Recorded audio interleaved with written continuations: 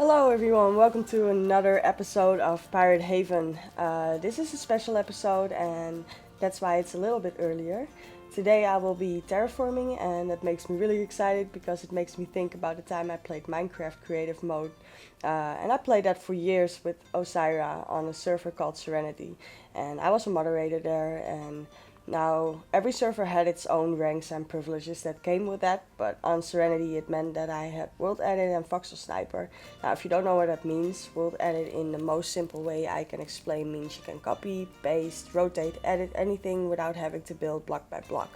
And Voxel Sniper was for terraforming and I absolutely loved it. I could do that for hours and days without ever building a structure of any kind or sleep for that matter. But no matter what I did or how good I became in doing that, it would always look like blocks and I wanted more. So when I heard about Planet Coaster, there were so many things to be excited about.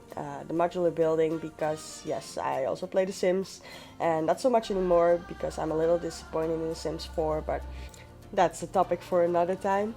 But yeah, I go back to it anyways and make something, play a little bit, then wait for the next expansion. So anyways, I heard about the terrain tool and saw what it can do, and there's definitely some room for improvement, but it's amazing nonetheless, and we are still in alpha, so they will improve on it in due time. For creating terrain it's perfect and it does what it should, but if you want to make something more intricate like I will show you further along in the episode, it can give you some trouble, but it can be done. You just have to be willing to put some extra effort into it, and I always am, so it's no problem for me at all. So let me explain a little bit what I've been doing so far. I want the people in the park to go on a bit of a journey and descend into some areas that haven't been kept up that well. As if the theme park was built on an old island that was called Pirate Haven. Now, Haven can stand for a safe haven for pirates in this case. But I also wanted to do something with the galleon that's in scenery items, I believe, and make a dock somewhere. So here you see me making space for water and making some mountains for a while. It's too bad we don't actually have water yet, but we can fake it for now with the blue roofs like you've maybe seen before in some other videos. I just wanted to make some nice looking terrain, so when we do get to making a coaster we have something interesting to work with. Also for the flat rides it will be more fun to see where to place them down. It will give me more inspiration along the way to see terrain like this instead of flat land. I have enough of that in my life since I'm from the Netherlands, so I'm kind of fascinated with mountains. Even though I have some sort of story in my head when I'm making this, I'm not trying to make something realistic. When I build, I just make what I feel like, just let it flow, whatever that comes to mind, and I think will fit in right. Now, still working on the same things here. This will take a while.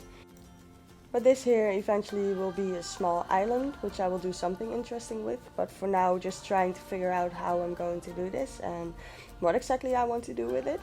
And even though we have a lot of space to work with, I'm kind of struggling with that I needed more. Also the fact that the terrain outside of the lines just stay exactly where it is and doesn't allow for a smooth transition at all. When you do something like this, like the terrain I'm making right now, you make the land you can build on so much smaller, and that's why I felt like I needed more. But we do have limited pirate items, so it's gonna be fine I think. So just making some beaches here and a arch that will probably lead to the docks. I'm not sure yet, we'll have to see how it turns out. This is all very new to me, making videos I mean, and I can honestly say I wanted to do this for a long while, but I was maybe a little scared too.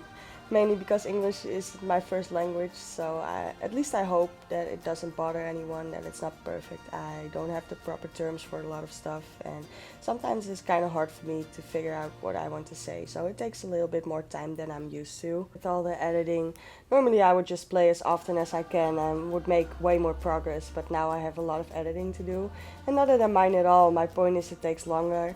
And it makes it more special too because it's a whole new experience and I can appreciate that, and it gives me more time to really make the best out of it, and that's what I love to do. So I'm really enjoying myself with making videos for you guys.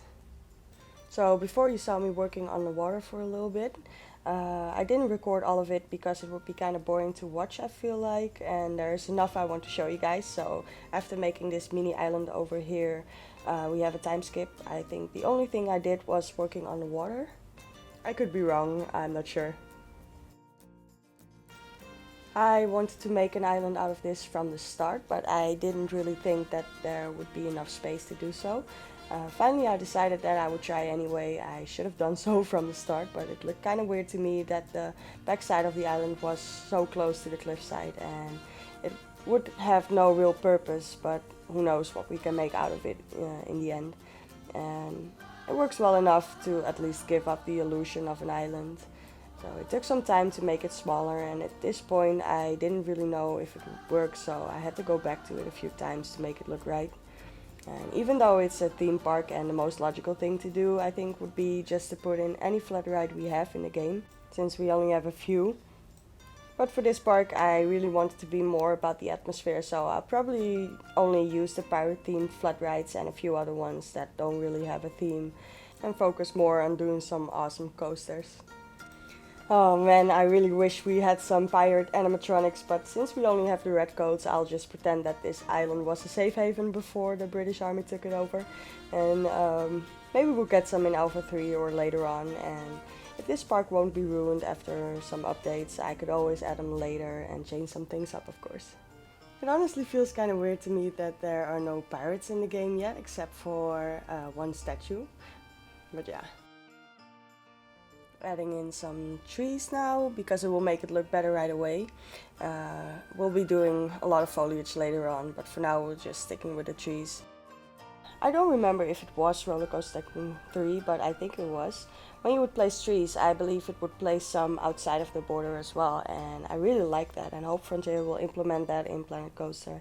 It just made it feel like it was right to stop there and made the park less square, less like there was a border there.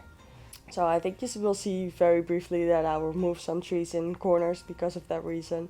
Not that it really helps, it just made me feel a little bit better about it, I guess. Doesn't it look so much better already with the trees? I don't exactly know what I want to do with this part over here, but I'll figure it out eventually. And oh, I just realized I did change something else in the time skip while adding the fake water. I made a cave over here on the right side, and it's too bad I forgot to record it, but you will see a little of it right at the end, I believe. And there will be a coaster in it, so we will spend a lot of time in there. Maybe do a mine coaster or something. There are some ideas floating around in my head, but we'll have to see when we get there. And back to the island again, making a path to go up to a cave, and then we're going to do something fun with this. And I haven't really been focusing on terrain paint yet, because when you chase something it will disappear again, so we'll be working on that later on, but for now just adding in some sand so I can see the space that I'm working with. Now for the most exciting part of the video, at least I think it is, with some more detailed sculpting, and you can probably guess by now what it's gonna be. I enjoy doing this so much, and I actually do some sculpting in real life as well with Super Sculpey, and that stuff is awesome for making figurines, and it's clay that kind of has a rubber-like feel to it, and it's amazing stuff to work with. But yeah, what is a pirate area without a skull island on it? So it will look great from a lot of angles when you walk through the park. It really sets the mood, and you can see it right from the entrance, and I think it looks great. We do have a few time skips in here because it takes a lot of time to put in enough detail to make it look good from afar as well as close up. Also, I'm just a perfectionist when it comes to this kind of stuff, and it doesn't mean it will be perfect, of course, but I will keep at it until I'm happy with it, even if it takes me a week. And which it doesn't, of course, but that counts for the modular building too. I build very neatly even when it doesn't matter, or if you never even see it at all. I just can't help myself. I guess it doesn't feel finished if I don't do all the sides of a building and the insides, and I do try to leave some things alone, but when I'm finishing some things up off screen, I eventually end up doing it anyways, at least most of the time. So before I set that when you do something more intricate with the terrain tool, it can give you some trouble. I will try to explain what I meant with that.